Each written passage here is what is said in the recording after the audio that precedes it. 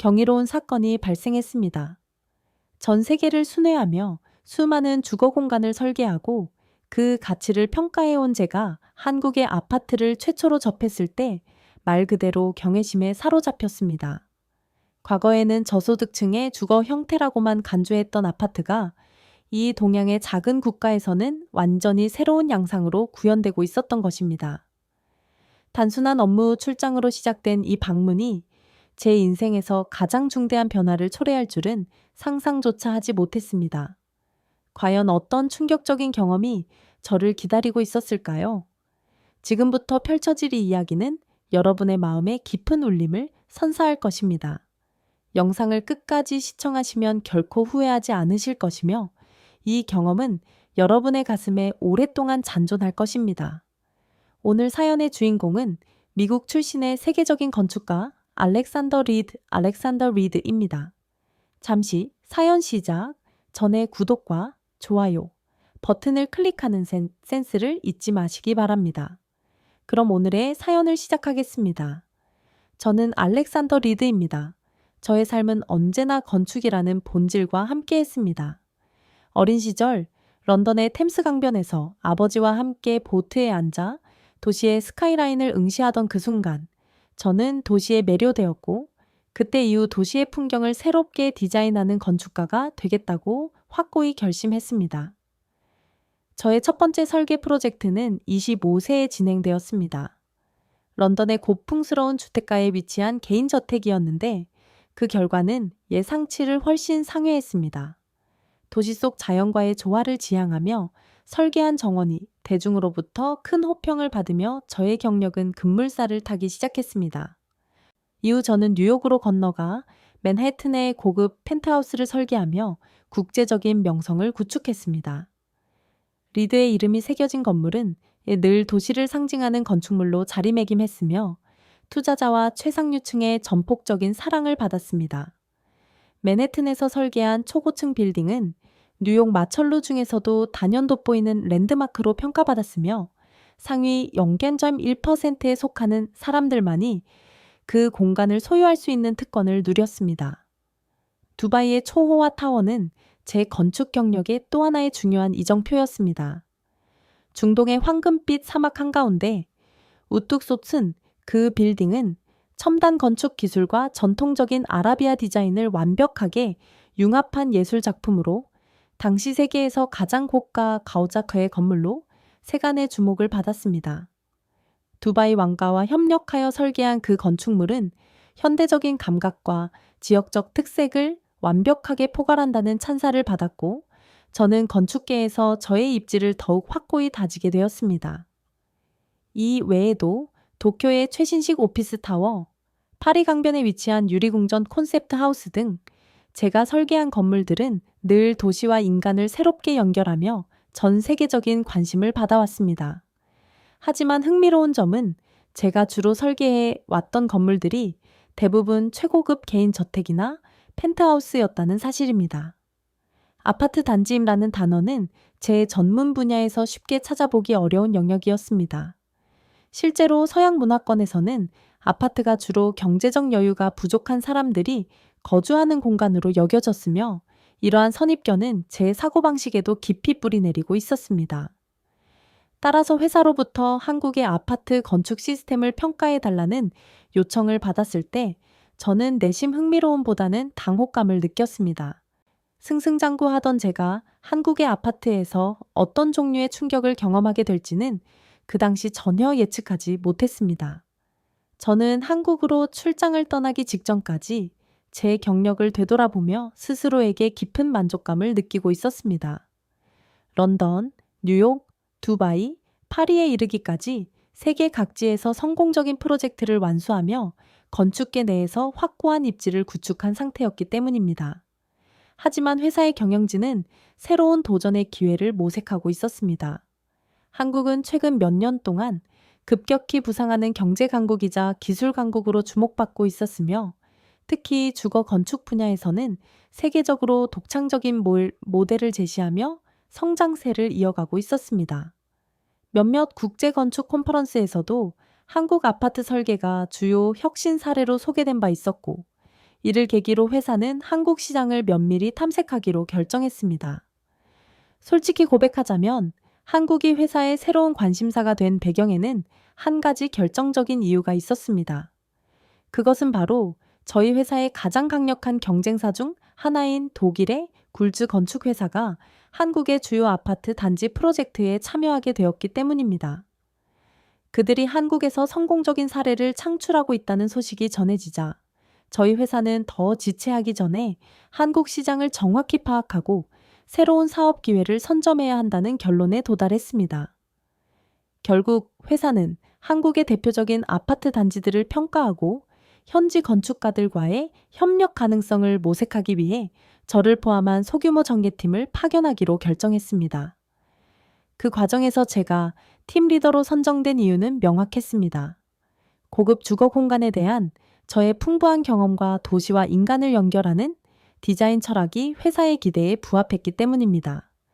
그러나 솔직히 제 마음 한구석에서는 이 프로젝트가 저의 경력 방향성과는 거리가 멀다고 느껴졌습니다. 제가 설계했던 초고층 빌딩이나 펜트하우스와 비교했을 때 아파트 단지는 너무나 대중적이고 보편적인 영역으로 보였습니다. 저소득층을 위한 닭장 같은 건물을 평가하기 위해 한국까지 가야 한다는 사실에 제 자존심은 미세하게 손상되었습니다. 그럼에도 불구하고 한국행을 택한 이유는 단 하나였습니다. 저는 경력에 공백이나 후퇴라는 단어를 남기고 싶지 않았습니다. 제가 설계의 대가로 불리기까지 쌓은 모든 성과가 제 손에서 비롯된 것임을 입증하고 싶었기에 저는 한국으로 향하는 비행기에 몸을 실었습니다. 그때까지만 해도 이 출장이 제 삶의 가장 큰 전환점이 될 것이라고는 꿈에도 생각하지 못했습니다. 한국에 도착한 첫날은 기대보다는 피로감이 압도적이었습니다. 인천국제공항에 발을 내딛는 순간부터 낯선 언어와 문화가 저를 애워쌌고 긴 비행으로 지친 몸은 모든 것에 예민하게 반응했습니다. 하지만 공항에서부터 느껴지는 질서정연함은 확실히 놀라웠습니다. 대형 공항임에도 불구하고 혼잡함이 없었고 사람들은 질서 있게 줄을 서며 차분하게 움직이고 있었습니다. 공항 시설 또한 깔끔하고 현대적이었지만 저는 이러한 감탄이 오래가지 않을 것이라고 치부했습니다. 공항은 어디든 국제적이니까라는 생각으로 넘겼죠. 택시를 타고 회사에서 마련해준 숙소로 향하면서도 제 마음은 여전히 불안했습니다. 인터넷에서 보았던 한국 아파트들의 사진이 계속 떠올랐습니다. 어차피 한 달간 머물 곳인데 차라리 단독주택을 마련해줬다면 더 좋았을 텐데 라고 생각했습니다. 길을 따라 끊임없이 이어지는 고층 아파트 단지들을 보며 한숨만 나왔습니다. 출장 기간 내내 이 고층 건물 안에서 갇혀 지낼지도 모른다는 우려가 들었기 때문입니다. 하지만 막상 숙소로 지정된 초고급 아파트 단지에 도착했을 때 저의 모든 예상은 완전히 빗나갔습니다. 택시는 단지 입구에서 멈춰 섰고 경비원들이 다가와 제 신원을 확인한 후 차량을 통과시켰습니다. 경비원이 아파트 입구에서 차량을 통제하다니 이건 좀 색다른데? 라는 생각이 스쳤지만 대수롭지 않게 여겼습니다. 그런데 갑자기 택시가 지하로 진입하기 시작하자 저는 의아함을 느꼈습니다. 이건 또 무슨 일이지? 라고 생각하며 택시 기사에게 문의했더니 그는 웃으며 번역기를 통해 친절하게 설명해 주었습니다. 모든 차량이 지하로만 다니도록 설계된 아파트입니다. 아이들의 안전을 최우선으로 고려한 설계입니다. 그제야 눈앞에 펼쳐진 풍경이 다르게 보이기 시작했습니다.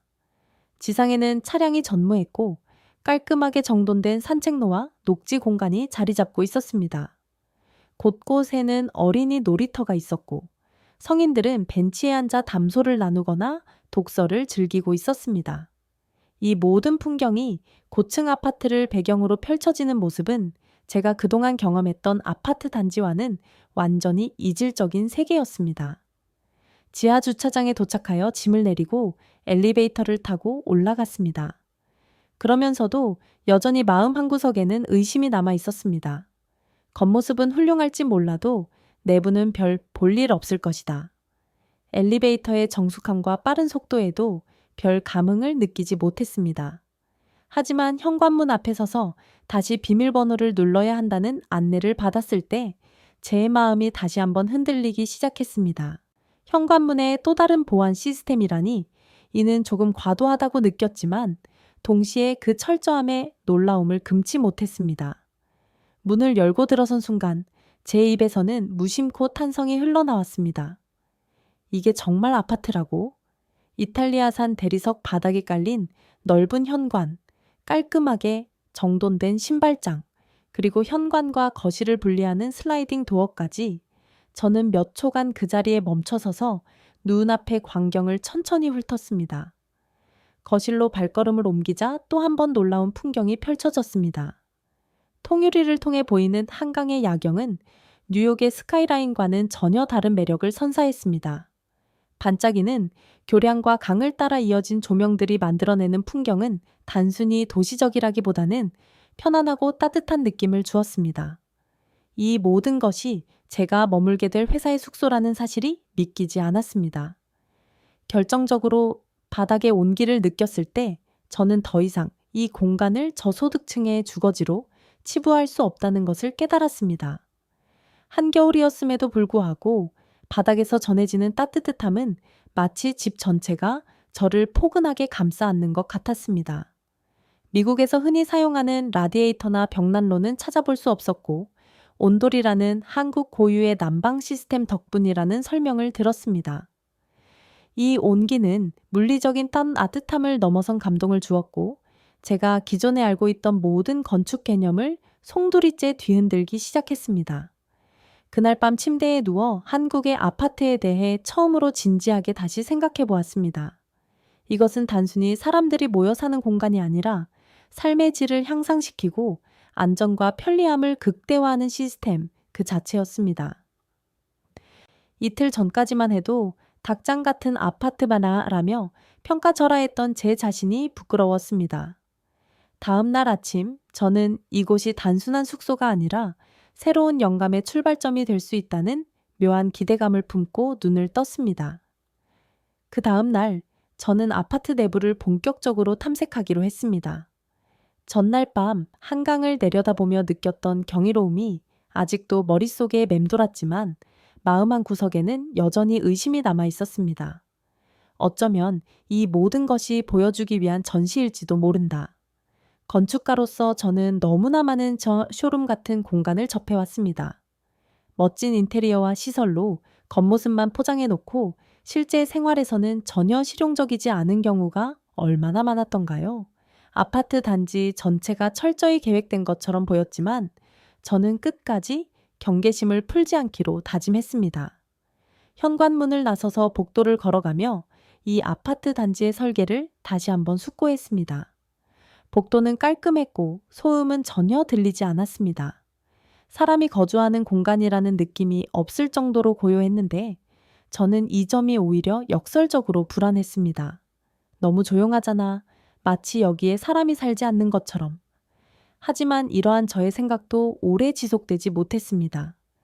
엘리베이터를 타고 내려가는 동안 복도와 엘리베이터 내부에 설치된 세심한 디테일이 눈에 들어왔습니다. 안내판의 글씨 크기와 높이는 노약자나 장애인도 쉽게 인식할 수 있도록 설계되어 있었고 각 층마다 비상시 대피로에 대한 상세한 정보가 명확히 표시되어 있었습니다. 지하주차장에 도착해서도 놀라운 점은 계속 이어졌습니다. 깨끗한 바닥과 주차 공간 사이사이에 그어진 선명한 표시들, 그리고 장애인을 위한 넓은 주차 공간까지. 뿐만 아니라 지하주차장의 천장 곳곳에는 최신식 환풍 시스템이 설치되어 있어 공기가 전혀 답답하지 않았습니다. 뉴욕의 고급 펜트하우스 주차장도 이처럼 정교하지는 않았다는 기억이 떠올랐습니다. 그 순간 다시 한번 고개를 갸웃거렸습니다.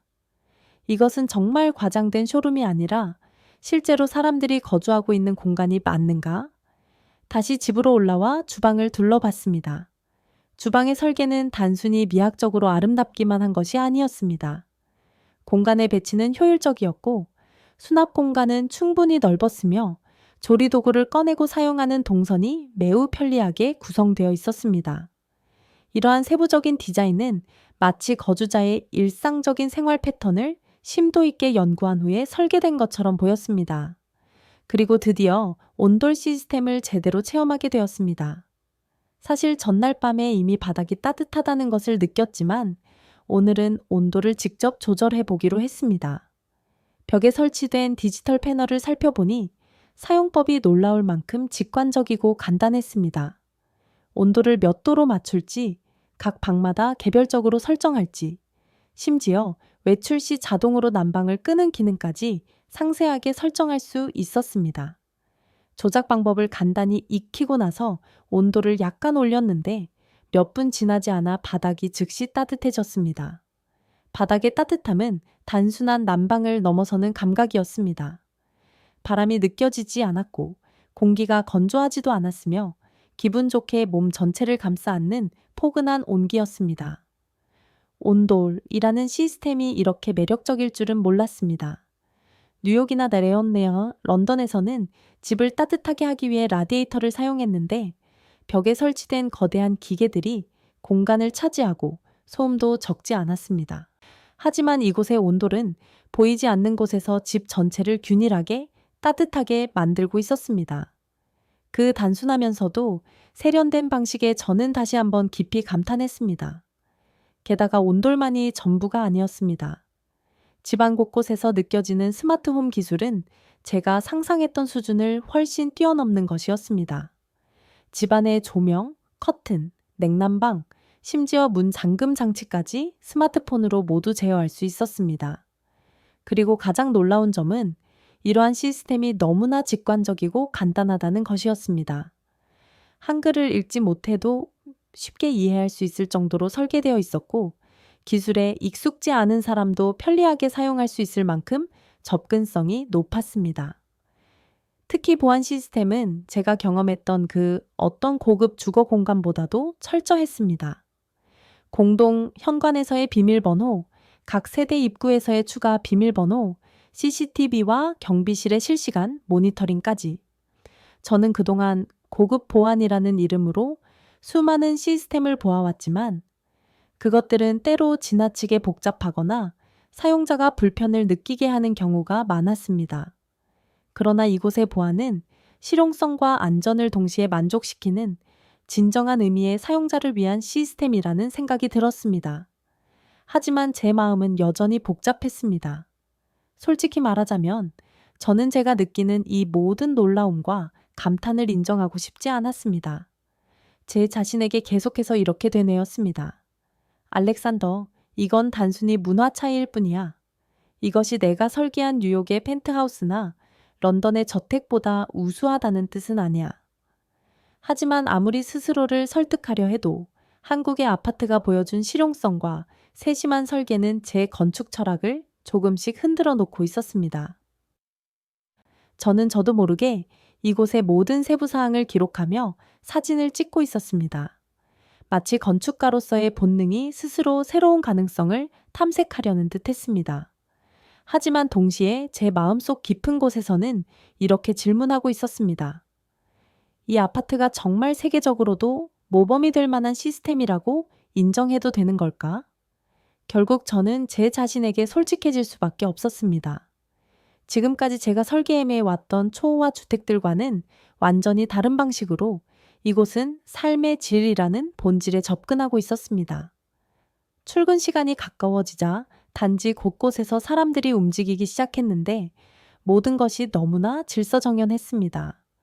부모님과 손을 잡고 등교하는 아이들, 공원을 조깅하는 사람들, 자전거를 타고 이동하는 모습이 마치 하나의 거대한 유기체처럼 조화를 이루고 있었습니다. 특히 단지 내 커뮤니티 시설은 제 예상을 뛰어넘는 수준이었습니다. 단순히 편의 시설을 모아놓은 것이 아니라 아파트 주민들의 일상을 심도 있게 고려하여 세심하게 설계된 공간이라는 느낌이 강했습니다. 헬스장은 최신 장비로 가득했고 그 옆에는 아이들을 위한 놀이방과 독서실이 있었습니다. 커뮤니티 센터 안에는 작은 카페도 있었는데 주민들이 자유롭게 책을 읽거나 차를 마실 수 있도록 조성되어 있었습니다.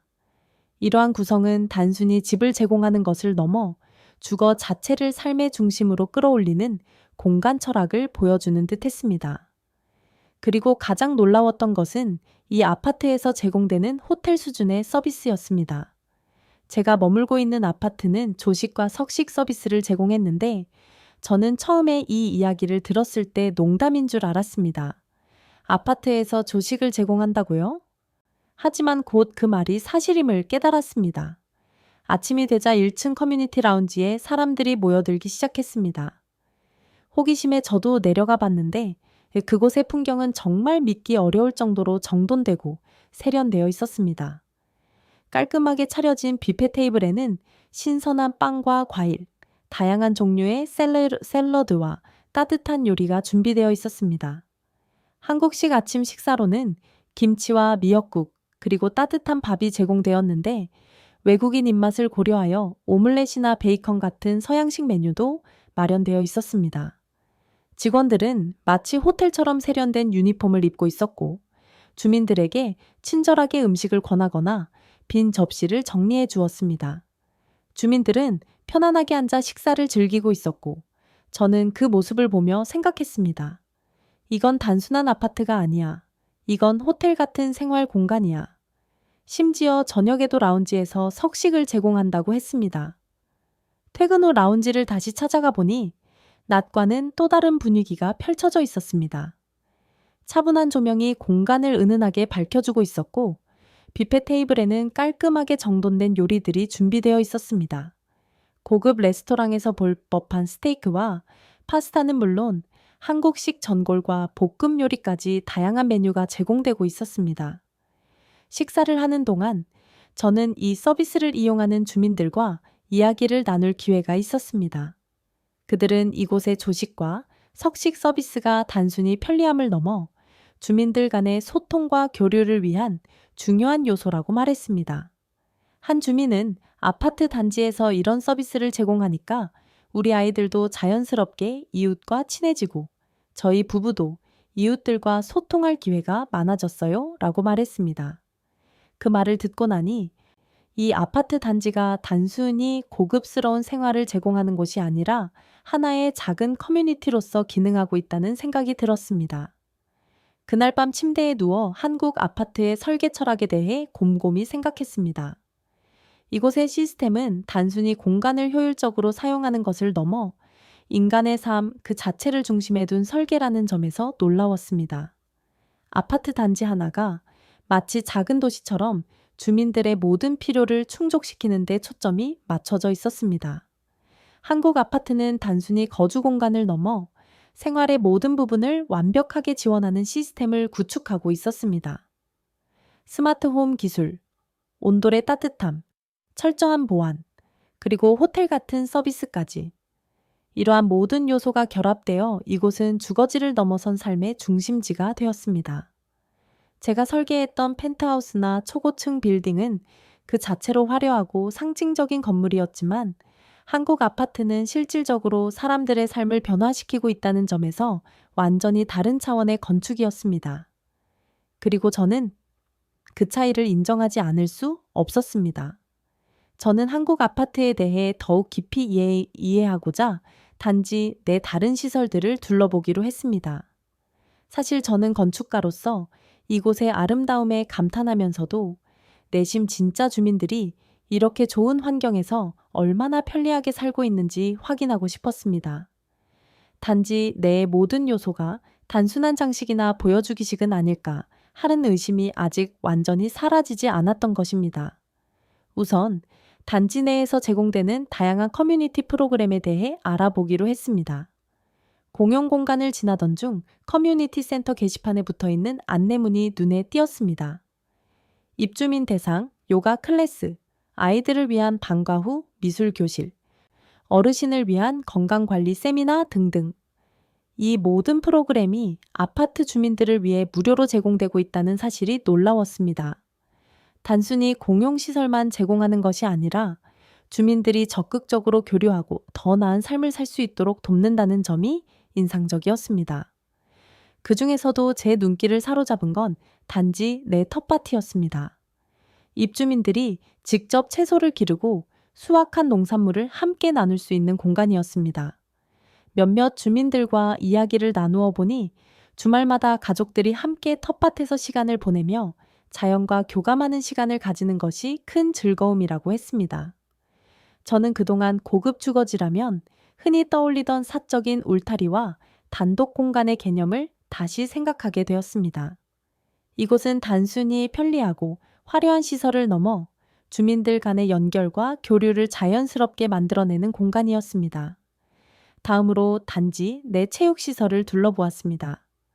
헬스장은 최신식 장비들로 가득 차 있었고 수영장과 스파 시설도 함께 마련되어 있었습니다. 하지만 제가 가장 감동했던 건 단지 내 주민들을 위한 실내 체육관이었습니다.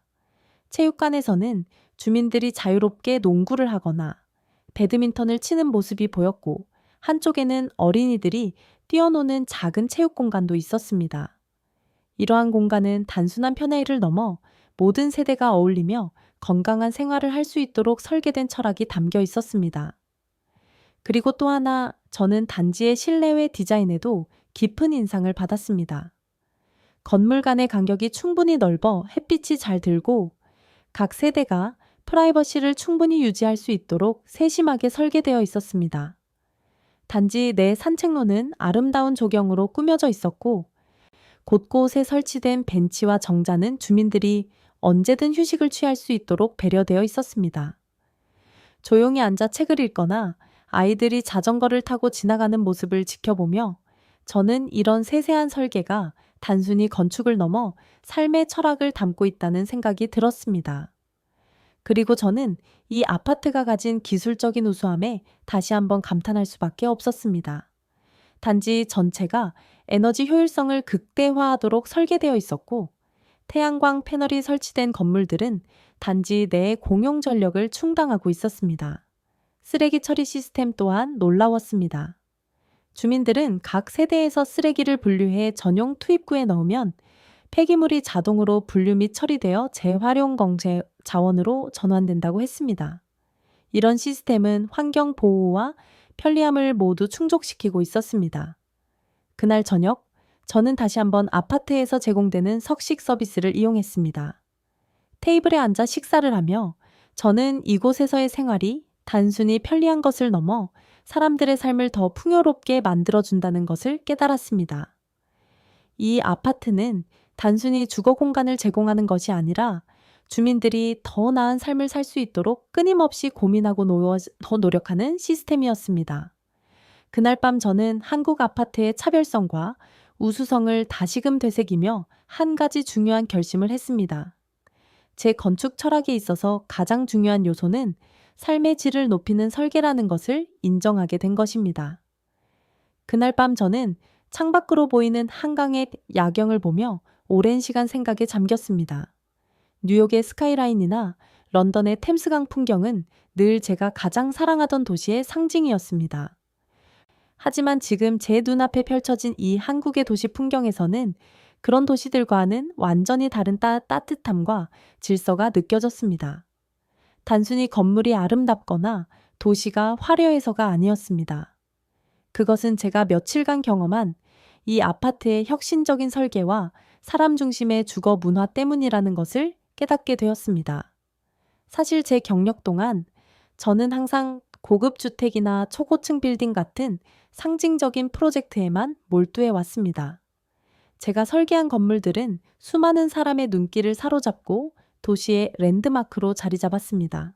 하지만 이제는 제 철학이 얼마나 제한적이었고 심지어 이기적이었는지 인정하지 않을 수 없었습니다. 제 건축이 늘 최고급 자재와 세련된 디자인을 통해 부유층의 삶을 돋보이게 하는 데 초점이 맞춰져 있었다면 이곳의 아파트는 그와는 완전히 다른 방향에서 주거 공간을 정의하고 있었습니다. 한국 아파트는 단순히 겉으로 보이는 화려함을 넘어서 모든 주민의 삶의 질을 높이는 데 목적을 두고 있었습니다. 첨단 기술이 단순한 장식이 아니라 실질적인 편리함을 제공하고 공간 설계는 개인의 프라이버시와 공동체의 조화를 동시에 고려하고 있었습니다. 또 무엇보다 이 모든 것이 단지 상류층만을 위한 것이 아니라는 점에서 저를 더욱 놀라게 했습니다. 그날 밤 저는 제 설계 철학을 완전히 새롭게 정립해야 한다는 결심을 하게 되었습니다.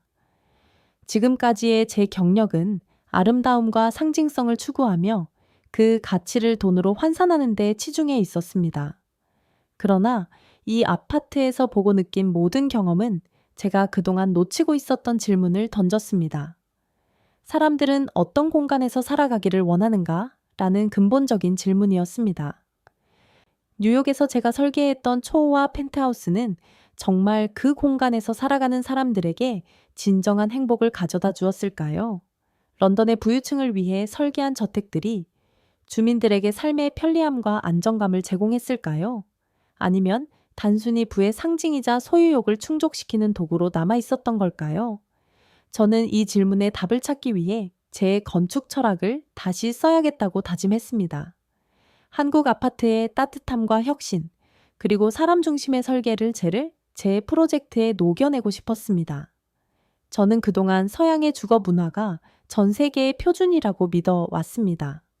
하지만 이곳에서의 경험은 그 생각이 얼마나 좁은 시각에 갇혀 있었는지 깨닫게 해주었습니다. 한국의 주거 문화는 전 세계적으로 선도적이었고 제가 알고 있던 모든 고정관념을 뒤엎고 있었습니다. 그 다음날 아침, 저는 제 노트북을 켜고 처음으로 새로운 프로젝트를 위한 아이디어를 정리하기 시작했습니다. 그 아이디어는 단순히 화려하거나 상징적인 디자인에 초점이 맞춰진 것이 아니었습니다. 대신 한 사람 한 사람의 일상과 그들의 삶의 질을 향상시키는 데 중점을 둔 설계였습니다. 한국 아파트 단지에서 본 차량, 지하화 시스템, 커뮤니티 시설, 스마트홈 기술, 온돌 시스템, 그리고 주민 간의 교류를 촉진하는 공간 구성까지 모든 것을 제 프로젝트에 어떻게 녹여낼지 고민했습니다. 제가 떠올린 첫 번째 아이디어는 대규모 공원을 중심으로 설계된 주거 단지였습니다. 한국 아파트처럼 차가 없는 지상 공간을 만들고 주민들이 자유롭게 걸어 다니거나 자전거를 탈 수 있도록 설계한 단지였습니다. 또 단지 내에는 텃밭과 커뮤니티 센터를 설치해 주민들이 자연스럽게 교류하며 살아갈 수 있도록 계획했습니다. 또 하나의 중요한 변화는 실내 난방 시스템이었습니다. 온돌은 단순히 기술이 아니라 삶의 질을 근본적으로 바꾸는 요소였습니다.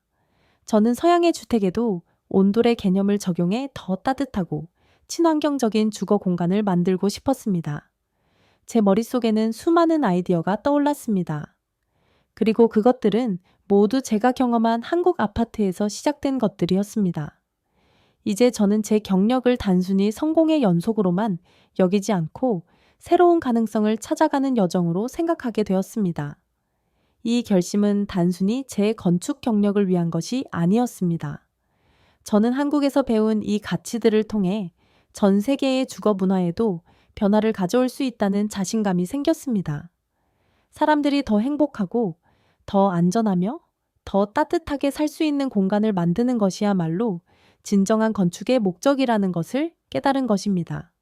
한국에서의 경험은 제게 큰 전환점이 되었고 앞으로 제 설계 철학을 완전히 바꾸게 될 중요한 계기가 되었습니다. 이제 저는 더 이상 화려한 디자인이나 상징성만을 쫓지 않을 겁니다. 대신 사람들의 일상을 변화시키고 그들의 삶에 더 나은 가치를 더할 수 있는 공간을 설계하는데 제 모든 것을 바치고 싶습니다. 한국 아파트에서 받은 영감을 바탕으로 새로운 설계에 몰두하던 어느 날, 저는 한 가지 중요한 결심을 했습니다. 이 프로젝트는 혼자서는 해낼 수 없다는 것이었습니다. 한국의 주거 문화가 가진 강점과 세부적인 설계 철학을 제대로 이해해야 하고 이를 제 디자인에 반영하려면 반드시 한국 건축가와 협업해야 한다고 느꼈습니다. 그래서 저는 한국에서 만난 건축가들을 조사하기 시작했습니다. 회사가 소개해준 몇몇 후보 중에서도 특히 눈에 띄는 사람이 있었습니다. 그녀의 이름은 이현주였고 주거 공간 설계에 있어서는 국내에서 손꼽히는 전문가였습니다. 그녀는 기존의 아파트 디자인에서 벗어나 주민들의 삶에 실질적인 변화를 가져올 수 있는 설계를 선보이며 한국 건축계에서 주목받고 있었습니다. 저는 그녀와의 협업을 요청하기 위해 직접 연락을 했습니다. 그녀는 제가 설계한 뉴욕과 두바이의 프로젝트를 이미 알고 있었고 그 화려함과 상징성에 감탄했다고 했습니다. 하지만 동시에 그녀는 조심스럽게 제 건축 철학에 대한 질문을 던졌습니다. 알렉산더 씨가 설계하신 건물들은 확실히 아름답고 인상적입니다. 하지만 그 공간들이 실제로 그곳에 사는 사람들에게 어떤 영향을 미쳤는지 고민해 보신 적이 있나요? 그 질문은 제가 한국에서 느꼈던 모든 감정을 다시금 떠올리게 했습니다. 저는 제 철학이 변화하고 있음을 솔직히 이야기했고, 한국 아파트에서 받은 영감을 통해 새롭게 설계하고자 하는 방향성을 설명했습니다. 그녀는 제 진심을 느꼈는지 미소를 지으며 협업을 수락했습니다. 우리는 바로 작업에 착수했습니다. 프로젝트의 목표는 단순했습니다. 서양의 주거 문화가 가진 장점과 한국 아파트의 혁신적이고 따뜻한 설계 철학을 결합해 새로운 글로벌 주거 모델을 만드는 것이었습니다. 첫 번째 설계 초안은 많은 고민과 토론 끝에 만들어졌습니다. 서양에서는 프라이버시를 중요시하여 개인 공간을 중시하는 반면 한국 아파트는 공동체를 중심에 두고 있었습니다. 우리는 두 문화를 조화롭게 융합하기 위해 단지 설계부터 세심하게 고민했습니다. 예를 들어 단지 내 공원을 중심으로 한 설계는 한국의 따뜻한 커뮤니티 문화를 반영했고, 각 세대의 개인 정원을 설계하여 서양에서 선호하는 독립성을 확보했습니다. 또한 첨단 스마트홈 기술은 한국의 아파트 시스템을 참고했습니다. 각 세대는 에너지 효율성을 극대화할 수 있는 디지털 관리 시스템을 갖췄고, 온돌 난방 기술을 도입해 환경 친화적이면서도 따뜻한 공간을 제공했습니다. 외부에는 태양광 패널을 설치해 단지 전체의 에너지 자급률을 높였고, 한국의 철저한 쓰레기 분리 배출 시스템을 응용해 환경 보호와 실용성을 모두 만족시키는 설계를 완성했습니다. 공용 공간도 단순히 주민들이 사용하는 시설이 아닌 모두가 교류할 수 있는 다목적 공간으로 만들었습니다. 이현주 씨는 주민들 간의 소통이 원활한 주거 공간이야말로 진정한 집의 가치를 높인다고 강조했습니다. 회의를 반영해 공용 라운지, 도서관, 놀이공간, 그리고 주민들이 함께 요리를 즐길 수 있는 커뮤니티 키친까지 설계했습니다. 설계 초안이 완성되었을 때 우리는 글로벌 건축 심포지엄에서 이 모델을 발표하기로 했습니다. 세계 각국에서 온 건축가들과 투자자들 앞에서 설계를 발표하던 날, 저는 무척 긴장했습니다. 제가 설계했던 기존의 초호화 빌딩과는 다른 접근 방식이었기 때문입니다. 그러나 발표가 끝난 뒤 그 자리에 있던 모든 사람들이 뜨거운 박수로 화답했습니다. 특히 한국 아파트에서 영감을 받은 설계 철학은 그 자리에서 많은 건축 전문가들에게 깊은 인상을 남겼습니다. 몇몇 사람들은 한국의 주거 문화가 세계적으로 선도적인 모델이 될 수 있다는 것을 처음 알게 됐다며 감탄을 표했습니다. 이 프로젝트는 한국 아파트의 가치를 세계적으로 재조명하며 새로운 주거 설계의 방향성을 제시하는 성공적인 사례로 자리 잡았습니다. 그날 밤 이현주 씨와 함께 저녁 식사를 하며 저는 그녀에게 진심으로 감사의 마음을 전했습니다. 당신과 한국의 아파트 덕분에 제 건축 철학이 완전히 바뀌었습니다. 이 설계는 단순히 하나의 프로젝트가 아니라 제 삶의 전환점이 되었습니다. 그녀는 미소를 지으며 말했습니다. 알렉산더 씨가 진심을 담아 노력했기 때문에 가능했던 일이에요. 앞으로도 이 철학을 잊지 말고 계속 실현해 보세요. 그 순간 저는 제 인생의 새로운 길이 열렸다는 것을 확신했습니다. 이 프로젝트는 단순히 설계 하나로 끝나는 것이 아니라 세계 주거 문화의 새로운 변화를 일으킬 출발점이 될 것입니다. 한 여학생이 칠판에 놀라운 속도로 숫자를 적어 내려가고 있습니다.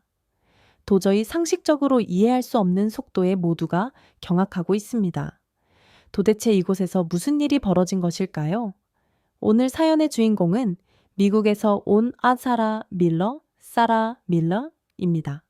사연 시작 전 구독과 좋아요 버튼을 눌러주시면 사연의 재미가 2배가 된답니다. 그럼 오늘의 사연을 시작하겠습니다. 안녕하세요.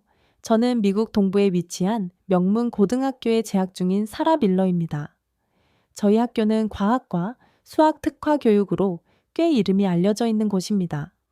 학교를 다니는 학생들은 대부분 경쟁심이 강하고 서로 더 높은 점수를 얻기 위해 늘 노력하는 분위기입니다. 이런 환경에서 저는 비교적 평범한 학생이었습니다. 무언가 특별히 두각을 드러내지는 못했지만 늘 꾸준히 노력하려고 애썼습니다. 저는 그런 저 스스로를 좋아했습니다. 잘하지 못해도 최선을 다하는 제 모습이요. 그런데 며칠 전부터 학교가 갑자기 웅성거리기 시작했습니다. 어디를 가든 학생들 입에서 새로운 전학생에 대한 이야기가 끊이지 않았거든요. 이번에 한국에서 온다는 전학생, 완전 천재라며. 그냥 공부 좀 잘하는 정도겠지. 대체 얼마나 잘하겠어? 아니야. 수학 올림피아드 대회에서 상을 휩쓸었대. 계산기 없이 대학 문제도 푼대. 진짜? 그런데 요즘 시대에 암산으로 그걸 푼다고? 설마. 처음엔 저도 그냥 그런가 보다 했습니다. 전학생이 온다는 이야기는 매년 들렸고 대부분은 별다른 특징 없이 지내다 떠나는 경우가 많았으니까요. 그런데 이번 전학생에 대한 소문은 이상하게도 다른 느낌이었습니다. 학교 복도를 지날 때마다 친구들이 너도 나도 이 전학생 이야기를 하고 있었죠. 한국에서 왔다는 것부터 수학 천재라는 소문까지 이야기의 규모도 점점 더 커지는 것 같았습니다. 그런데 한국이라니?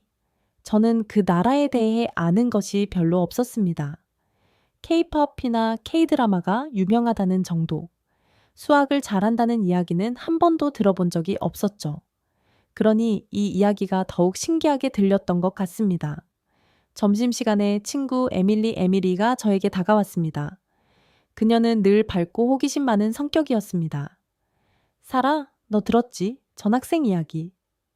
응, 들었어. 한국에서 왔다고. 맞아. 그런데 그냥 전학생이 아니라 완전 천재래. 수학 올림피아드에서 몇 년 동안 상 받았대. 그래도 여기랑은 다르지 않을까? 미국 시험은 또 다른 스타일이잖아. 아, 사라. 넌 너무 현실적이야. 그래도 천재를 직접 보는 거 재미있지 않겠어? 에밀리는 들뜬 얼굴로 계속 이야기했지만 저는 사실 그다지 큰 기대를 하지 않았습니다. 그냥 좀 잘하는 학생이겠지라고 생각했거든요. 그래도 속으로는 조금 궁금하기도 했습니다. 정말 그 소문이 사실이라면 그 학생은 어떤 사람일까? 며칠 후 드디어 그 전학생이 우리 교실에 들어왔습니다. 점심시간이 조금 지난 후였습니다. 담임 선생님이 문을 열고 들어오시더니 우리에게 말했습니다. 얘들아, 오늘부터 새로 전학 온 친구가 있어.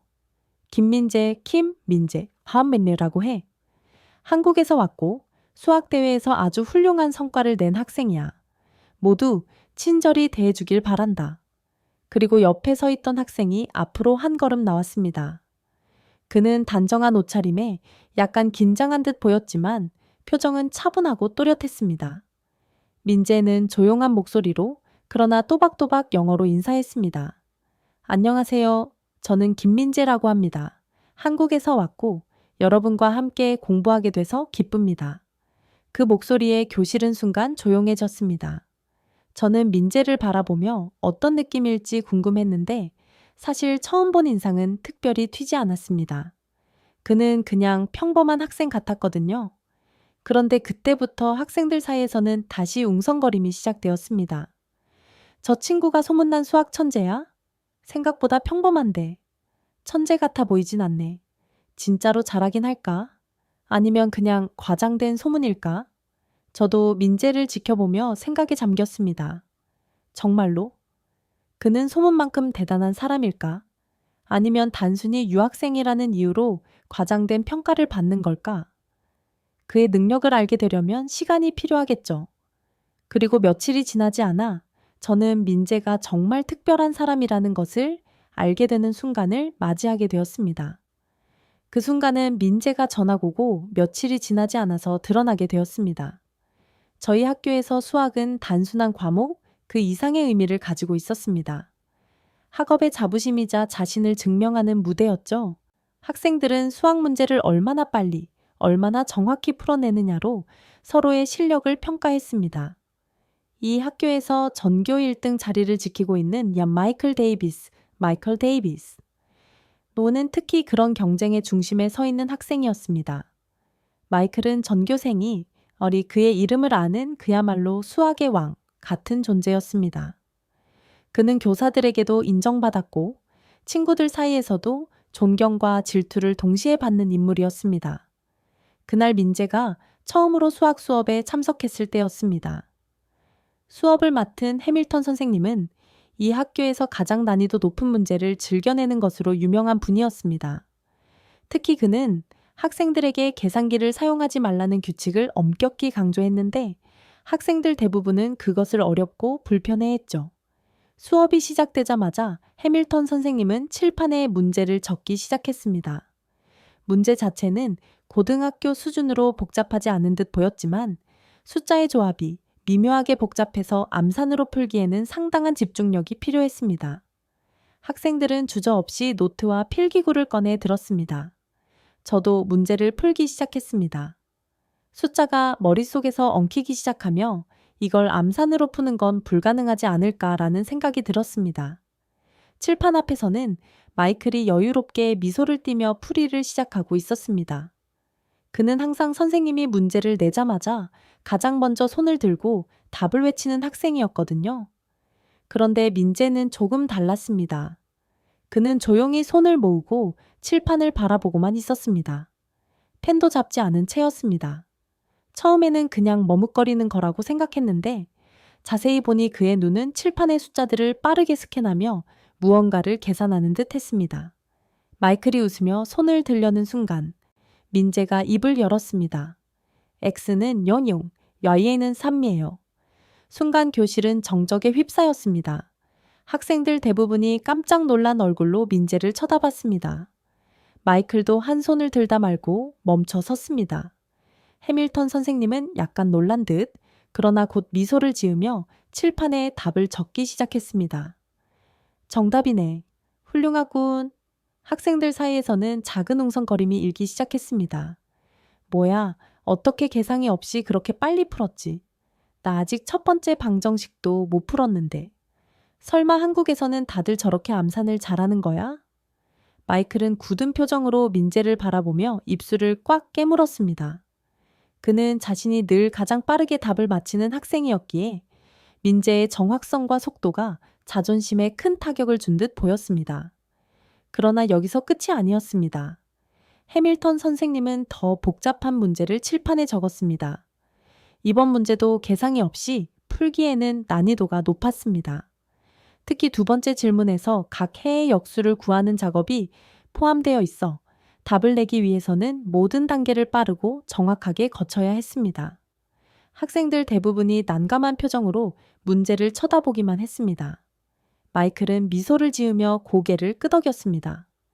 이번엔 내가 보여줄 차례야. 이건 아무리 뛰어난 천재라도 내 속도를 따라잡을 수 없을 거야. 그가 풀이를 시작하려는 순간 민재가 다시 입을 열었습니다. 해는 -3과 -4이고 각 해의 역수는 각각 -1셈, -1.4입니다. 그 순간 교실이 얼어붙은 것 같았습니다. 모두가 고개를 들어 민재를 바라보았습니다. 그는 여전히 조용히 서 있었고 방금 문제를 푼 사람이라고는 믿기지 않을 정도로 평온해 보였습니다. 해밀턴 선생님은 천천히 고개를 끄덕이며 칠판에 답을 적었습니다. 맞았어. 정말 빠르고 정확하군. 학생들의 반응은 더 격해졌습니다. 말도 안 돼. 그걸 암산으로 어떻게 풀지? 계산기도 없이 해의 역수를 구한다고. 진짜 천재인가 봐. 마이클은 더 이상 미소를 짓지 않았습니다. 그의 손끝이 떨리고 있는 게 눈에 보일 정도였습니다. 그는 억지로 침착한 척하며 민재를 노려보았습니다. 운이 좋았겠지. 저런 문제 한 번쯤은 추측으로도 풀 수 있으니까. 그러나 그의 말은 설득력을 잃어버린 상태였습니다. 민재가 보여준 속도와 정확성은 추측으로 해결할 수 있는 수준이 아니었으니까요. 학생들은 웅성거리며 민재를 바라보았고 마이클은 결국 입을 다문 채 자리로 돌아갔습니다. 그날 이후 민재는 교실 안에서 특별한 존재가 되었습니다. 학생들은 그를 경외하는 동시에 부러워했고 마이클은 더 이상 여유로운 미소를 보이지 않았습니다. 그는 민재를 넘어서기 위해 더 치열하게 공부하기 시작했지만 속으로는 이미 민재에 대한 질투와 경쟁심이 불타오르고 있었습니다. 저는 민재가 단순히 천재가 아니라 뭔가 특별한 노하우를 가지고 있는 사람이라는 것을 깨달았습니다. 어쩌면 한국의 교육 방식이 그를 이렇게 만든 것이 아닐까 하는 생각도 들었죠. 민재가 보여준 놀라운 실력은 그날 이후로도 마이클뿐 아니라 우리 모두에게 깊은 인상을 남겼습니다. 며칠 후 학교에서는 큰 공지가 발표되었습니다. 매년 열리는 전국 수학 경연대회 예선이 시작된다는 소식이었습니다. 이 대회는 미국 전역에서 수학 실력을 겨루는 권위 있는 대회로 대회에서 우수한 성적을 거둔 학생들은 명문 대학 입학 시 큰 혜택을 받는 것으로 유명했습니다. 이 학교에서 대회 예선은 그 자체로 하나의 이벤트나 다름없었습니다. 예선을 통과해 학교 대표가 된다는 건 학교의 명예를 짊어지는 일이었고 그 자리를 차지한 학생은 자연스럽게 학교의 최고로 인정받게 되었죠. 학생들 대부분이 이 기회를 잡기 위해 몇 주 전부터 대회 준비에 몰두하는 모습이었습니다. 당연히 전교 1등 마이클 데이비스도 올해 대표 자리를 차지할 준비를 하고 있었습니다. 사실상 매년 마이클이 대표로 뽑혀왔기에 많은 학생들은 올해도 마이클이 당연히 대표가 될 것이라고 생각했어요. 하지만 이번에는 상황이 조금 달라 보였습니다. 민재라는 새로운 변수가 등장했기 때문이었죠. 민재가 첫 수학 시간에 보여준 놀라운 실력은 아직도 교실에서 회자되고 있었습니다. 이번 예선에서 마이클이 아니라 민재가 대표로 뽑히는 거 아니야? 글쎄, 마이클은 수학 천재로 불리잖아. 그렇다고 해도 민재도 만만치 않은데 학생들 사이에서는 은근히 민재와 마이클의 대결을 기대하는 분위기가 생겨났습니다. 저는 솔직히 이 대회에 관심이 없었어요. 수학은 좋아했지만 이렇게 큰 대회에 참여한다는 건 제 능력으로는 불가능한 일이라고 생각했거든요. 그래서 주변 친구들이 대회 준비를 하며 들떠 있을 때도 저는 그저 묵묵히 제 할 일을 하고 있었습니다. 그런데 민재는 달랐습니다. 그녀는 연약한 듯 조용했지만 그 안에 뭔가 단단한 결의가 느껴졌어요. 예선을 준비하는 기간 동안 민재는 쉬는 시간마다 문제집을 풀었고 복잡한 문제를 노트에 옮겨 적으며 계산했습니다. 어느 날 민재가 혼자 문제집을 보고 있을 때 우연히 지나가다가 제가 그녀의 책상에 놓인 문제를 보게 됐습니다. 문제는 너무나 복잡해 보였고 저는 그걸 어떻게 접근해야 할지조차 감이 오지 않았습니다.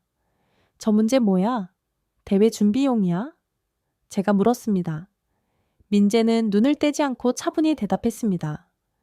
응, 이건 한국에서 대회 준비할 때 풀었던 거랑 비슷해. 너도 해볼래? 이걸 어떻게 풀어? 답이 나오긴 해. 그녀는 고개를 끄덕이며 웃었습니다. 문제는 겁먹지 말고 접근하면 돼. 숫자 관계를 잘 보면 계산하기 훨씬 쉬워. 민재는 제게 문제풀이 방법을 간단히 설명했어요. 그녀의 설명은 명료했고 듣고 나니 정말로 복잡했던 문제가 풀리는 것 같았습니다. 그 순간 저는 민재가 단순히 수학을 잘하는 걸 넘어서 문제를 보는 방식 자체가 다르다는 걸 느꼈습니다. 한편 마이클은 민재를 의식하지 않을 수 없었습니다. 그는 이미 주변에서 민재에 대한 기대감이 커지는 걸 눈치채고 있었죠. 점심시간에 마이클은 일부러 민재 쪽으로 다가왔습니다. 민재, 너 대회 준비 중이야? 마이클이 일부러 친근한 척 물었습니다. 응, 그냥. 민재는 짧게 대답했습니다. 마이클은 여유로운 미소를 지으며 말을 이었습니다. 근데 알아둬. 이 대회 문제는 한국에서 풀던 문제랑 다를 거야. 미국식 문제는 논리 구조가 더 복잡하거든. 민재는 잠시 멈칫하더니 조용히 웃으며 말했습니다. 해보면 알겠지. 마이클은 그녀의 대답에 약간 당황한 듯 보였지만 곧 웃음을 지으며 자리를 떠났습니다. 그러나 그 눈빛은 여전히 민재를 경계하고 있었습니다. 드디어 예선 날이 밝았습니다. 시험은 총 3시간 동안 진행되며 고난도 문제들이 연달아 출제되는 방식이었습니다. 학생들은 긴장된 얼굴로 시험장에 들어섰습니다. 시험지를 받은 민재는 잠시 문제를 읽더니 곧바로 풀이를 시작했습니다. 그녀는 차분하게 숫자를 계산하며 하나씩 답을 적어 나갔습니다. 반면 마이클은 첫 문제를 풀던 중 몇 번씩 민재 쪽을 힐끗 보며 신경을 곤두쓰고 있었습니다. 문제가 갈수록 난이도가 높아졌습니다. 특히 마지막 문제는 거의 대학 수준의 복잡한 방정식 문제였습니다. 학생들 대부분이 문제를 읽고 난감한 표정을 지었고 심지어 일부는 풀이를 포기하기도 했습니다. 그런데 민재는 그 문제 앞에서도 흔들리지 않았습니다. 그녀는 칠판에 계산 과정을 적듯 노트에 숫자를 정리하며 문제를 풀어나갔고 결국 시간이 조금 남은 상태에서 마지막 문제의 답까지 적었습니다. 시험이 끝난 후 친구들은 서로 성적을 예상하며 웅성거렸습니다. 이번엔 진짜 민재가 1등하는 거 아니야? 마이클도 만만치 않은데 둘이 거의 비슷할 것 같아. 결과 발표는 다음 날 아침이었습니다. 교실은 긴장감으로 가득 찼습니다. 선생님이 결과를 발표하자 모두 숨을 죽였습니다. 이번 예선의 최고 득점자는 김민재다. 교실 안은 한순간 정적에 휩싸였고 곧이어 학생들 사이에서 환호와 웅성거림이 터졌습니다. 와, 진짜 민재가 해냈네. 마이클을 이겼어? 이건 대박인데. 반면 마이클은 굳은 표정으로 자리에서 일어나더니 말없이 교실을 떠났습니다. 그의 어깨에는 분명 무언가 무거운 감정이 실려 있었죠. 민재는 주변 친구들의 박수를 받으며 수줍게 고개를 숙였습니다. 그녀의 미소는 그동안의 노력과 성취를 말해주는 듯 했습니다.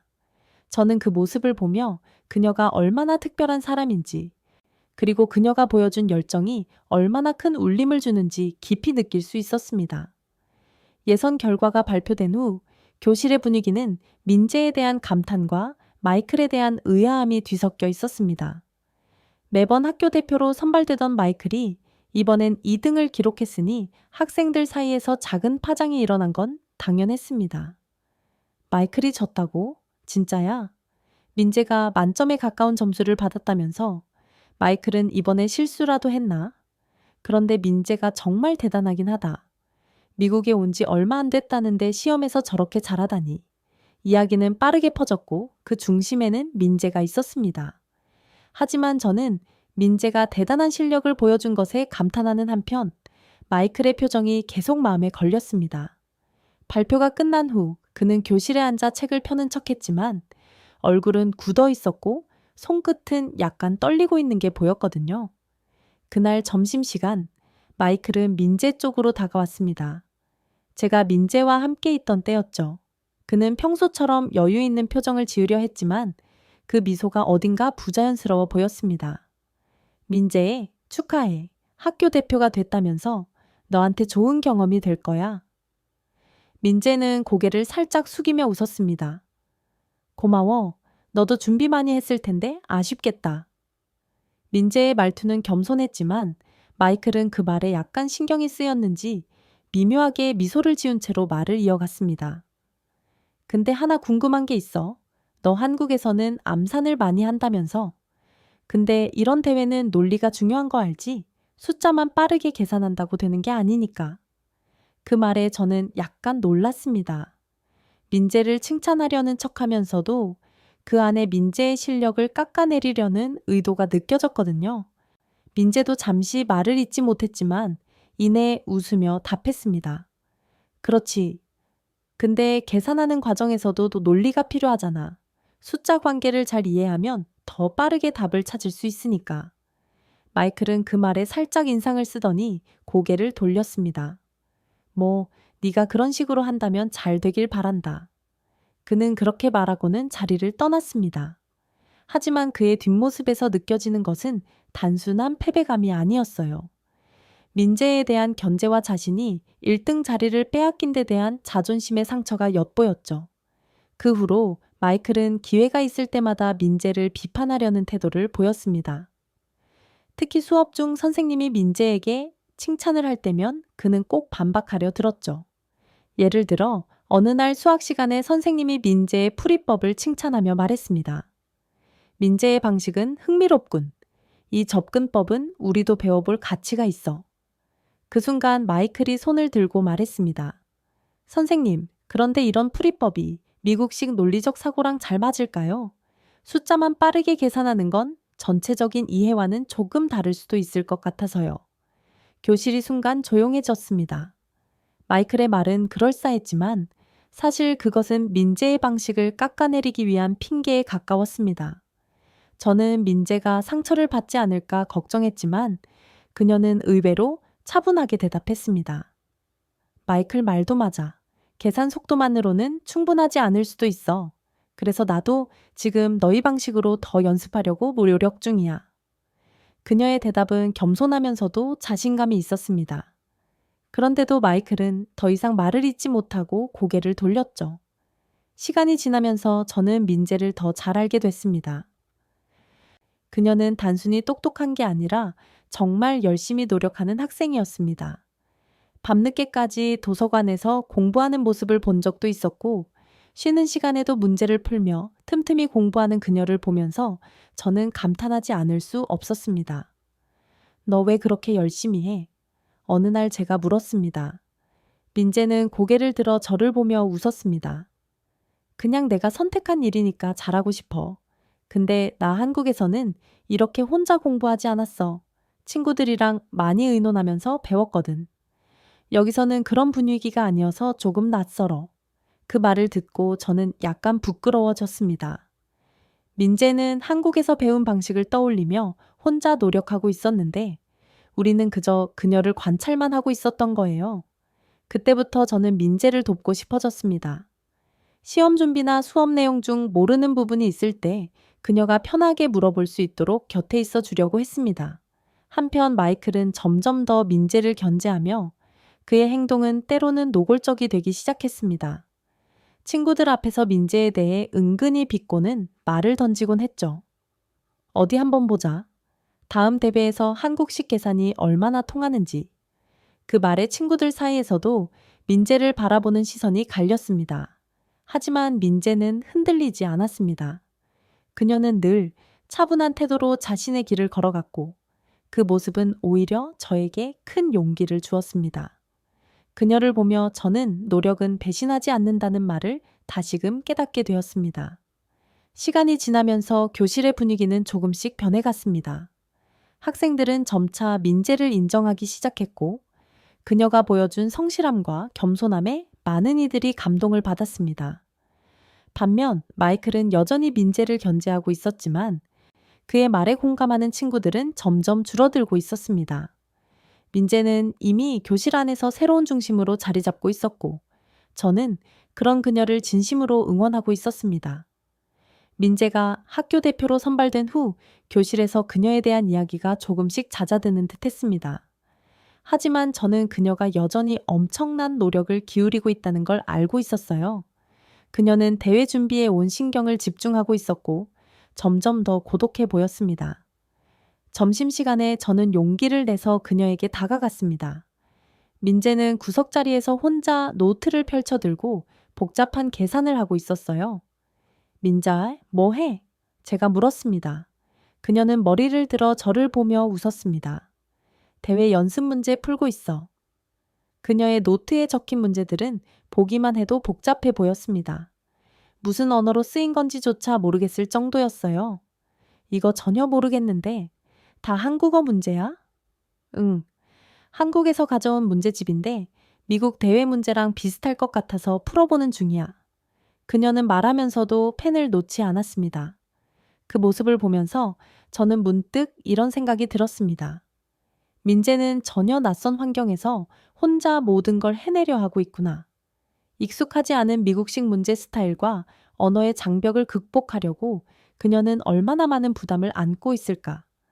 그 순간 제가 그녀를 돕고 싶다는 생각이 들었어요.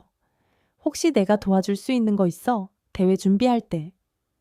민재는 조금 놀란 듯 저를 바라보다가 조용히 미소를 지었습니다. 정말 네가 도와준다면 진짜 고마울 것 같아. 그렇게 해서 우리는 대회를 함께 준비하기 시작했습니다. 민재는 한국에서 가져온 문제집과 자신의 방식으로 문제를 풀어갔고 저는 그녀가 이해하기 어려운 영어 표현이나 미국 대회 문제의 전형적인 스타일을 알려주었습니다. 예를 들어 미국 문제들은 단순히 계산이 아니라 상황을 설정하고 논리적으로 추론하는 방식을 요구했죠. 하루는 민재가 이런 문제를 풀고 있었습니다. 수영장에서 물이 일정 속도로 채워지고 있는데 한쪽에서는 동시에 물이 빠져나가고 있다. 이 상황에서 몇 시간이 지나야 수영장이 완전히 채워지는가? 민재는 계산 자체는 빠르게 풀어냈지만 문제의 조건에서 작은 부분을 놓치고 있었습니다. 저는 그녀에게 물었습니다. 이 문장 무슨 뜻인지 이해했어? 민재는 잠시 고개를 갸웃하더니 물이 빠져나가는 건 맞는데 정확한 의미는 잘 모르겠어. 저는 웃으며 설명했습니다. 이게 물이 얼마나 빠르게 나가는지 말하는 거야. 그러니까 이걸 계산에 넣어야 돼. 민재는 제 설명을 듣고 고개를 끄덕이며 문제를 다시 풀기 시작했습니다. 아, 그렇구나. 그래서 내가 아까 답이 이상했구나. 그녀는 잘못된 부분을 바로잡고 문제를 완벽하게 풀어냈습니다. 사라, 너 아니었으면 이거 틀렸을 거야. 진짜 고마워. 그녀의 미소를 보며 저는 더 열심히 돕고 싶어졌습니다. 함께 공부를 하다 보니 저는 민재의 방식에서 놀라운 점들을 발견할 수 있었습니다. 그녀는 단순히 문제를 풀지 않았습니다. 하나의 문제를 여러 각도에서 분석하며 더 나은 풀이법을 찾으려 노력했어요. 왜 이렇게까지 깊이 생각해? 제가 물었습니다. 한국에서는 문제를 풀 때 단순히 답만 맞히는 게 아니라 풀이 과정을 얼마나 효율적으로 접근해냈는지가 중요해. 같은 답이라도 풀이가 간단하면 점수를 더 높게 받기도 해. 그녀의 말은 저에게 신선한 충격이었습니다. 저는 한 번도 문제를 다르게 풀어야겠다고 생각해 본 적이 없었거든요. 민재와 함께한 시간은 단순히 대회 준비 이상의 의미가 있었습니다. 저는 그녀를 통해 한국의 교육 방식뿐만 아니라 그녀가 가진 성실함과 열정에 점점 감명을 받았습니다. 어느 날 우리는 도서관에 앉아 문제를 풀다가 잠시 쉬는 시간을 가졌습니다. 민재, 너는 왜 그렇게 열심히 해? 그냥 천재로 태어난 거 아니야? 제가 장난스럽게 물었습니다. 그녀는 고개를 저으며 웃었습니다. 아니야. 난 천재랑은 거리가 멀어. 근데 어릴 때부터 이런 말을 들었어. 노력은 결과를 배신하지 않는다고. 그래서 나한테 주어진 건 다 해봐야겠다는 생각이 들어. 그 말은 저에게 깊은 울림을 주었습니다. 제가 그동안 얼마나 쉽게 포기하고 스스로를 한계에 가뒀는지 돌아보게 되었어요. 그 후로 저는 민재와 함께 더 열심히 공부했습니다. 그녀를 돕는다는 생각으로 시작했지만 결국 저 자신이 더 큰 영감을 받게 된 것이었죠. 대회를 준비하면서 민재와 저는 점점 더 가까워졌습니다. 그녀는 처음에는 조용하고 낯가리는 성격 같았지만 가끔 장난스럽게 웃는 모습이나 저를 응원해주는 말들을 들을 때면 그녀가 얼마나 따뜻한 사람인지 알 수 있었습니다. 사라, 너도 이번 대회 나가면 좋을 것 같은데? 아니, 난 그런 실력은 없어. 그냥 너 도와주는 게 더 재미있어. 그럼 대회장에 와서 응원은 해줘야 돼. 나 너 없으면 긴장해서 못할지도 몰라. 그녀의 말은 농담 같았지만 저는 진심으로 그녀를 응원하기로 결심했습니다. 민재는 대회를 준비하면서 늘 겸손했고 작은 성취에도 감사하는 사람이었습니다. 그녀와 함께 했던 시간들은 제게도 많은 변화를 가져다 주었습니다. 그때부터 저는 단순히 민재의 친구로 남는 것이 아니라 그녀를 진심으로 존경하게 되었습니다. 민재와 함께 대회 준비를 하는 동안 저는 그저 친구를 돕고 있다는 기분으로 시작했지만 시간이 갈수록 제 스스로가 많은 걸 배우고 있다는 것을 깨닫게 되었습니다. 그녀는 단순히 공부를 잘하는 학생이 아니라 삶을 대하는 태도 자체가 저와는 완전히 다른 사람이었어요. 하루는 우리가 도서관에서 대회 연습 문제를 풀고 있을 때였습니다. 평소보다 더 어려운 문제가 많아서 저는 이미 머릿속이 복잡해지고 있었습니다. 도대체 이런 문제를 어떻게 접근해야 하는지 감조차 잡히지 않았어요. 민재야, 나 이거 진짜 못 풀겠어. 어디서부터 시작해야 할지 모르겠어. 저는 답답한 마음에 한숨을 내쉬며 문제집을 덮었습니다. 그녀는 고개를 돌려 저를 바라보더니 조용히 웃으며 말했습니다. 사라, 문제는 겁내지 않는 게 중요해. 그냥 하나씩 차근차근 풀어가면 돼. 하나씩이라도 풀 수 있을 것 같지 않아. 이건 너무 어려운 문제잖아. 그러자 민재는 노트 한 장을 찢어 저에게 내밀었습니다. 그럼 이렇게 해볼래? 이 문제를 몇 단계로 나눠서 작은 부분부터 풀어보는 거야. 그녀는 문제를 여러 부분으로 나누어 제게 설명하기 시작했습니다. 복잡했던 방정식은 그녀의 설명에 따라 간단한 계산 단계로 나뉘었고, 저는 조금씩 풀어나갈 수 있었습니다. 봐, 이건 처음엔 복잡해 보여도 작은 단계들을 이해하면 결국 풀리는 거야. 그녀의 말은 단순했지만 그 안에 담긴 메시지는 제게 강렬하게 다가왔습니다. 무엇이든 겁먹지 말고 시작해라. 그러면 길이 보인다. 그날 이후로 저는 민재의 방식대로 문제를 대하는 태도를 배우기 시작했습니다. 문제가 어려워 보일수록 오히려 더 차분히 접근하고 작은 부분부터 해결하려고 노력했어요. 그 과정에서 저는 제 자신이 조금씩 달라지고 있다는 걸 느꼈습니다. 어느 날 우리는 늦은 시간까지 학교 도서관에 남아 있었습니다. 저는 연습 문제를 풀다 말고 고개를 들어 그녀를 바라보았습니다. 민재야, 너는 어떻게 이렇게 꾸준히 노력할 수 있어? 지칠 때도 있을 텐데. 그녀는 잠시 생각하다가 대답했습니다. 사실 지칠 때도 많아. 근데 어릴 때부터 부모님께 이런 말을 자주 들었거든. 노력은 절대 배신하지 않는다고.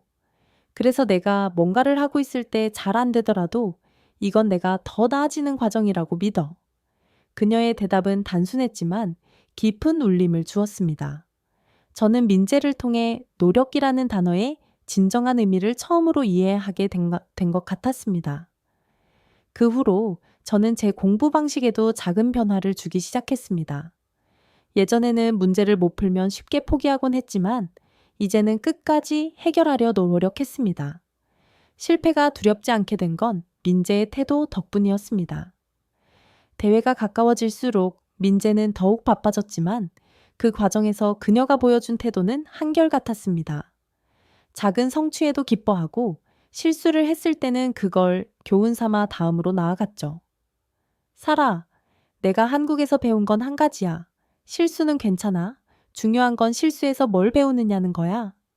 그 말은 제게 큰 깨달음을 주었습니다. 저는 그동안 실수를 두려워했고, 그래서 무언가에 도전하기를 망설였던 적이 많았습니다. 그런데 민재는 실수조차 성장의 일부로 받아들이는 사람이었습니다. 대회 준비가 거의 끝나갈 무렵, 저는 민재에게 이런 말을 했습니다. 민재야, 너랑 같이 공부하면서 나도 변한 것 같아. 전에는 노력해도 안 되는 일이 많다고 생각했는데 이제는 노력 자체가 나를 더 좋은 방향으로 바꿔주는 것 같아. 그녀는 밝게 웃으며 말했습니다. 사라, 너도 정말 많이 성장한 것 같아. 네가 내 옆에 있어서 여기까지 올 수 있었어. 진짜 고마워. 저는 그녀를 돕고 있다고 생각했지만 사실은 제가 더 많은 걸 배우고 있었습니다. 그녀는 단순히 수학을 잘하는 학생이 아니라 끊임없는 노력과 성실함으로 자신을 만들어가는 사람이었습니다. 민재를 통해 저는 노력과 끈기의 힘을 온몸으로 체험하며 제 삶의 태도 자체가 바뀌는 것을 느낄 수 있었습니다. 전국 수학대회의 결선 날은 아침부터 모든 게 특별하게 느껴졌습니다. 대회가 열리는 대강당은 이미 전국에서 모인 참가자들과 관계자들로 분주했고 긴장과 설렘이 공기 속에 가득 차 있었습니다. 저는 친구들과 함께 민재를 응원하기 위해 대회장에 갔습니다.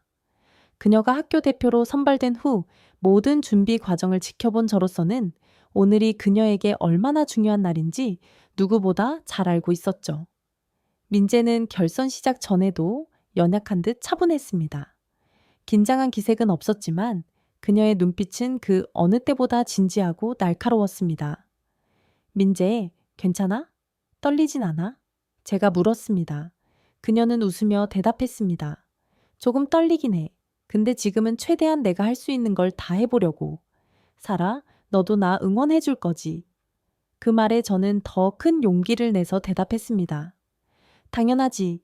너라면 분명 잘할 수 있을 거야. 드디어 결선이 시작되었습니다. 대회는 여러 라운드로 나뉘어 있었고 각 라운드마다 난도가 점점 높아지는 문제가 출제되었습니다. 참가자들은 문제를 풀며 점수를 쌓아 최종 우승자를 가리는 방식이었죠. 첫 번째 라운드는 비교적 쉬운 문제들로 시작되었습니다.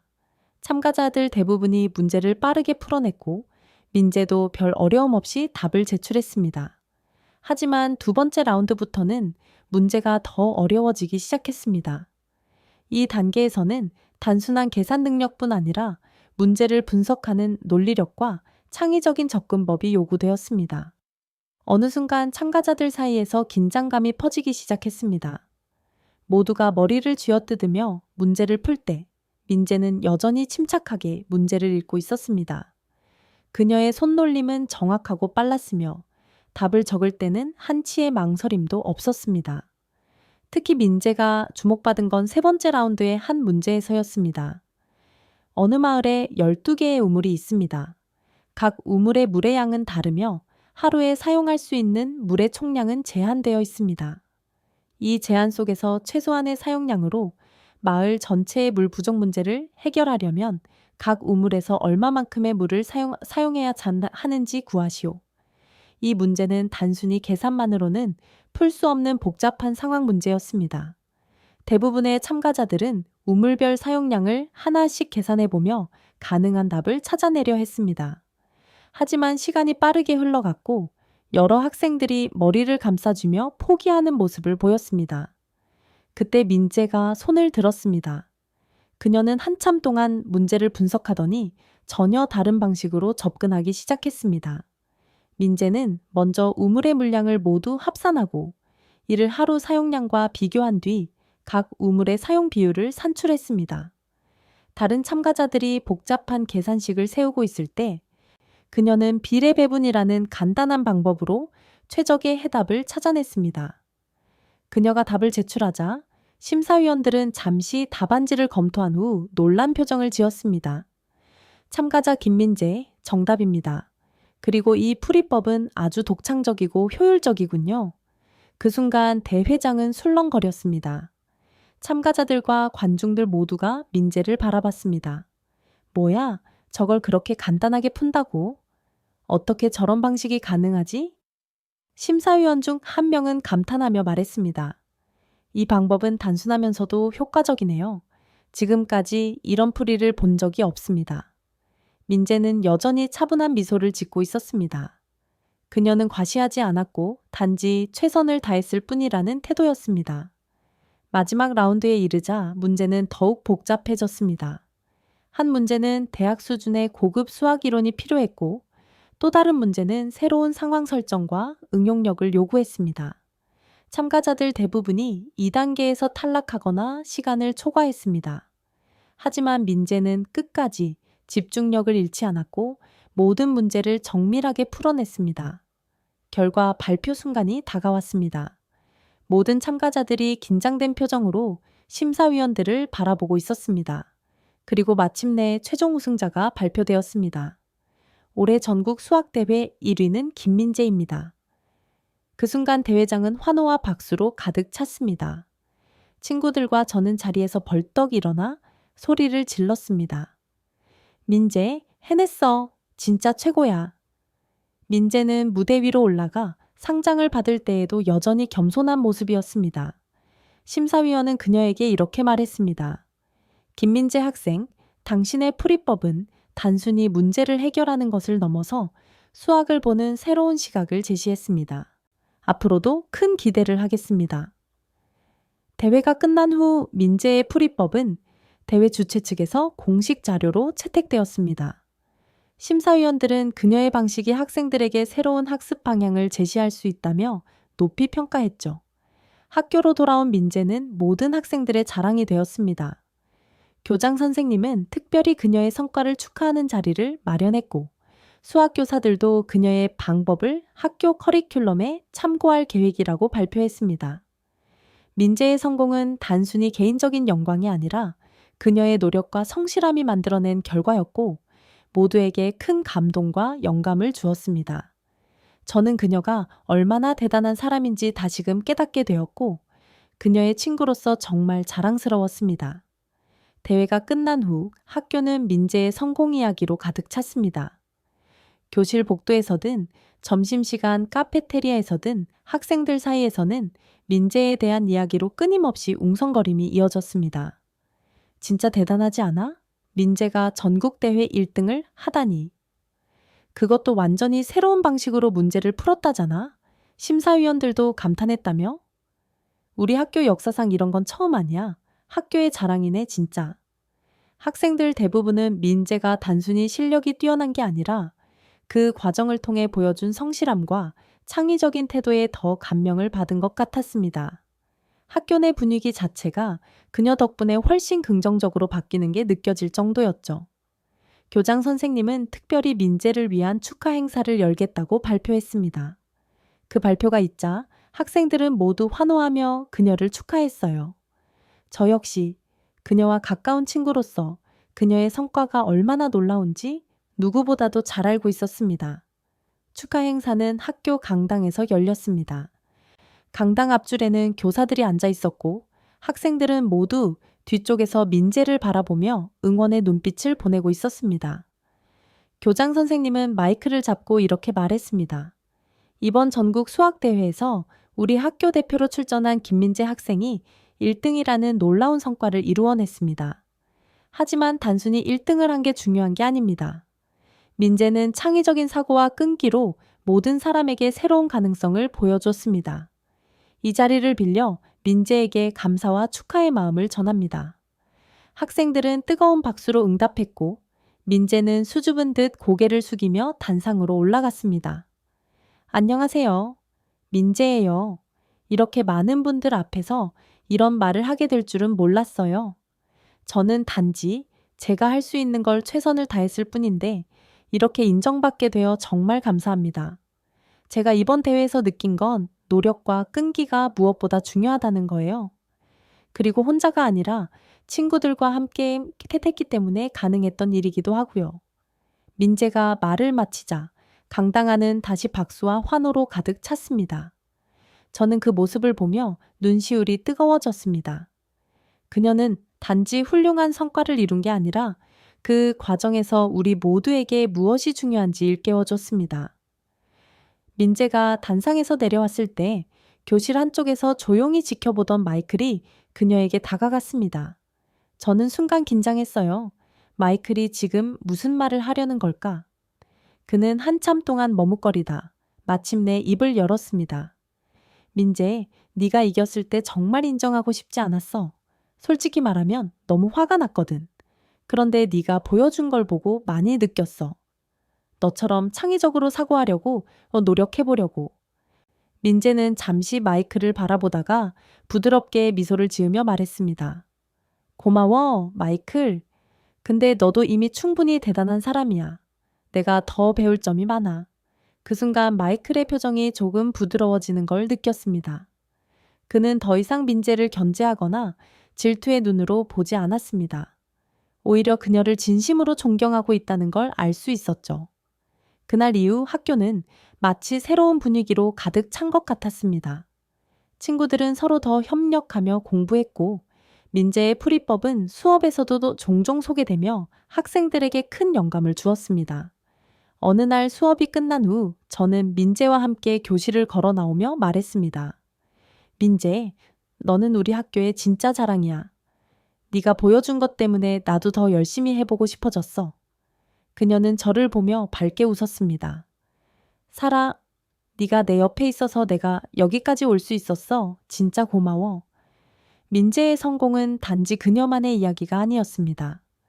그녀는 단순히 학교의 자랑을 넘어서 우리에게 진정한 영감을 주는 존재가 되었습니다. 친구들은 민재를 학교의 영웅으로 여겼고 그녀는 이제 모든 학생들의 관심을 받는 중심인물이 되었습니다. 그런데 그 중에서도 가장 흥미로운 변화는 마이클에게 일어났습니다. 대회 전까지 민재를 견제하고 경쟁심을 불태우던 마이클은 어느 순간부터 그녀를 다른 시선으로 보기 시작한 듯 했죠. 처음에는 단순히 그녀의 실력을 인정하는 듯 했습니다. 민재, 너 수학 정말 잘하더라. 너랑 같은 팀에서 문제를 풀어보고 싶어. 평소처럼 자신감 넘치는 척 말을 했지만 친구들 사이에서는 마이클이 좀 이상하다는 소문이 돌기 시작했어요. 특히 그는 민재 근처를 맴돌며 쓸데없는 말들을 던지곤 했습니다. 민재, 너 오늘도 도서관 가는 거야. 나도 따라가서 좀 배우면 안 될까? 민재, 너네 나라 음식이 맛있다면서 혹시 김치라는 걸 만들어 본 적 있어? 아참, 민재. 수학 잘하면 요리도 잘하나? 뭔가 수학적인 정확도로 요리하는 것 같아 보여서 이런 질문에 민재는 처음엔 어리둥절해 하다가 웃으며 대답하곤 했습니다. 김치는 만들어 본 적 없고 요리는 그냥 대충 하는데. 근데 도서관은 너랑 같이 가면 너무 시끄러워질 것 같아. 조용히 공부해야 하거든. 민재의 재치 있는 대답에 주위 친구들은 폭소를 터뜨렸지만 마이클은 전혀 굴하지 않았습니다. 어느 날 마이클이 특별히 더 이상한 행동을 했던 날이 있었습니다. 수학 시간에 민재가 한 문제를 풀었을 때 마이클이 갑자기 손을 들고 말했습니다. 선생님, 저도 저 문제 풀어봤는데요. 제 풀이가 민재 풀이랑 비슷한 것 같아요. 어쩌면 저도 민재랑 비슷한 천재 아닐까요? 교실이 순간 조용해졌다가 모두가 웃음을 터뜨렸습니다. 심지어 민재마저 고개를 숙이고 웃음을 참으려 애쓰는 듯 보였죠. 친구들은 이런 마이클을 두고 장난을 치기 시작했습니다. 야, 마이클, 너 민재 좋아하는 거 다 티나? 그만 좀 맴돌아. 민재 숨 막히겠다. 마이클은 당황한 듯 손사래를 치며 말했지만 얼굴이 빨개지는 건 숨길 수 없었습니다. 무슨 소리야? 내가 그냥 수학 얘기를 하는 거잖아. 하지만 그 이후로도 그는 자꾸 민재 주변을 빙빙 돌았습니다. 점심시간이면 민재가 앉은 테이블 근처에 자리를 잡고 대화에 억지로 끼어들곤 했죠. 민재, 이 문제 풀어봤어. 내가 어제 밤새 고민한 건데. 그러면서도 뭔가 어색하게 행동하는 마이클을 보며 친구들은 다시금 웃음을 터뜨렸습니다. 민재는 이런 상황에도 당황하지 않고 평소처럼 차분히 대답하거나 가끔은 가볍게 농담으로 받아치곤 했습니다. 마이클, 너 여기 앉아서 나보다 더 많이 떠드는데 대체 누가 문제를 풀고 있는 거야? 그 말에 마이클은 얼굴이 새빨개지며 주변 친구들의 웃음소리를 들었지만 그래도 물러서지 않았습니다. 어느 날 저는 민재와 함께 도서관에서 공부를 하던 중 그녀에게 물었습니다. 민재야, 마이클이 자꾸 너한테 그러는 거 알지? 그녀는 펜을 내려놓으며 웃음을 참으려는 듯한 표정을 지었습니다. 알지? 근데 그게 재밌어서 그냥 놔두고 있어. 재밌어? 응. 뭔가 마이클이 이렇게까지 당황하는 거 처음 봤거든. 저는 그녀가 얼마나 대단한 사람인지 다시금 느꼈습니다. 민재는 모든 상황을 긍정적으로 받아들이며 그 안에서 즐거움을 찾는 법을 알고 있었던 거예요. 그렇게 시간이 흘러 민재와 저는 대회 이후에도 계속 공부를 이어갔습니다. 어느 날 민재가 이런 말을 했습니다. 사라, 난 수학이 단순히 계산이 아니라 서로 다른 나라 사람들도 소통할 수 있는 하나의 언어라고 생각해. 그 말은 제게 강렬한 영감을 주었습니다. 저는 그동안 수학을 어려운 과목으로만 여겼는데 민재의 덕분에 수학의 새로운 면을 발견한 거예요. 그날 이후로 저는 민재처럼 더 열심히 공부하기로 결심했습니다. 그녀는 단순히 친구가 아니라 저에게 많은 걸 가르쳐준 멘토 같은 존재였으니까요. 그리고 저는 언젠가 한국을 방문해 보고 싶다는 꿈을 품게 되었습니다. 민재가 말했던 한국의 교육 방식, 그리고 그곳에서 배우는 학생들의 모습을 직접 보고 싶었기 때문이에요. 한국에서는 학생들이 정말 이렇게 멋지게 공부하는구나 그 생각을 하며 저는 미소를 지었습니다. 민재와의 만남은 단순히 학교 생활의 한 부분이 아니라 제 인생 전체를 바꾸는 소중한 경험이 되었어요. 오늘 사연은 여기까지입니다. 끝까지 시청해주신 여러분께 진심으로 감사드립니다. 이 놀라운 이야기에 대한 여러분의 생각을 댓글로 남겨주세요. 다음 영상에서 다루었으면 하는 한국의 혁신적인 사례가 있다면 자유롭게 의견을 공유해 주십시오. 여러분의 참여는 저희 채널에 큰 힘이 됩니다. 구독과 좋아요를 통해 지속적인 관심을 부탁드립니다. 행복한 하루 보내세요.